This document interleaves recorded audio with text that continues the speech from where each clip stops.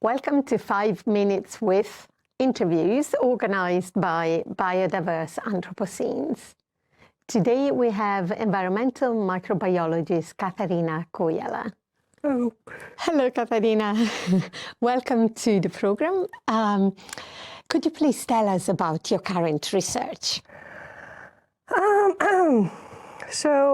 As you introduced me, I'm an environmental microbiologist, and so what I actually do is that I work with those little guys. They are called the microbes, and they are very important in so many aspects of our life, of our health, of our interaction with nature, and also these problems that we're facing in the time nowadays. So what I'm doing is looking into interactions of microbes and their environment, and how we can utilize microbes and the processes they do to help with human-generated problems such as climate change, waste treatment, but also other things like exploration of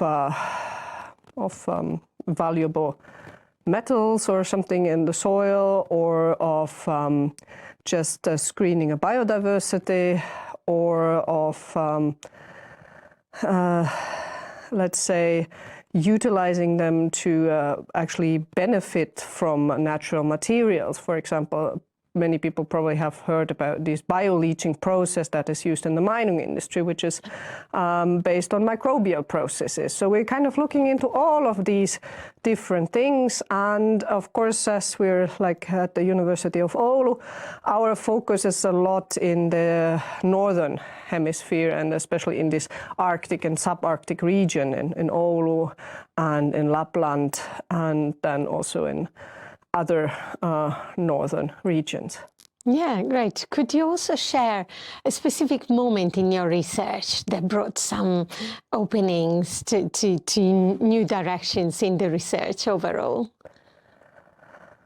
Let me think. There have been so many different occasions along the way, but what I like is that you always have to be open for everything, for the new ideas and for like sudden turns along the road that you maybe were not expecting, but that actually bring a very good result in the end. For example, when I was doing my PhD, I was doing research on greenhouse gas producing and consuming microbes, and I was on a research visit in the Kevo research station in northern Finland. And I don't know, I had asked them for different things that I would need for my research, and I don't even know how, but then there was like some chemical that they got for me. I don't know, was it like a typo that I put it, but I actually hadn't wanted it, but the guy he was like so happy that he had managed to obtain it for me, and I was like, okay, now I guess I have to come up with something to use it for. So I came up with like some additional experiments to the ones that I wanted to do. That was actually very good because it got so much more out of the research visit than if I had only done like this originally intended research.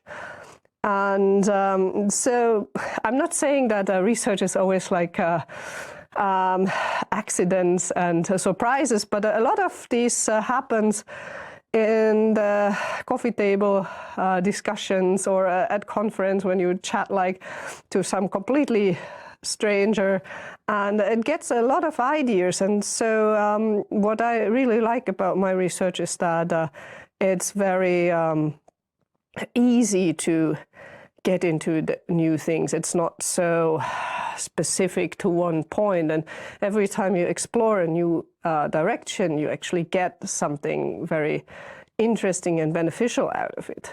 Fantastic, yes. One last question, then of course about the program. So although you've already sort of hinted at it, maybe some clear connections with biodiverse Anthropocenes. Well, I'm kind of the opinion that biodiversity is our greatest chance for actually combating the problems that we are facing in the Anthropocenes, like if we're thinking about climate change or contamination of water ecosystems or soil ecosystems. I think microbes can be used as a solution for it, because we know, for example, that they can mitigate the climate change by consuming greenhouse gases, or we can think about like how can we use certain microbes for better treatment of wastewater to remove harmful compounds such as micropollutants or microplastics. And so it's very directly linked. But also if we're thinking about the Anthropocene from a human kind of standpoint, human health, urbanization and things like that, it's also important to actually look at microbes and see, even though if we're thinking we're kind of in our own little environment, that we're still not alone, and that they will be there every day as part of us and around us and we can either use that to make our life better, or we can kind of ignore it and then be surprised by the consequences in the end. Wonderful. Thank you so much. Thanks everyone for watching, and see you next month.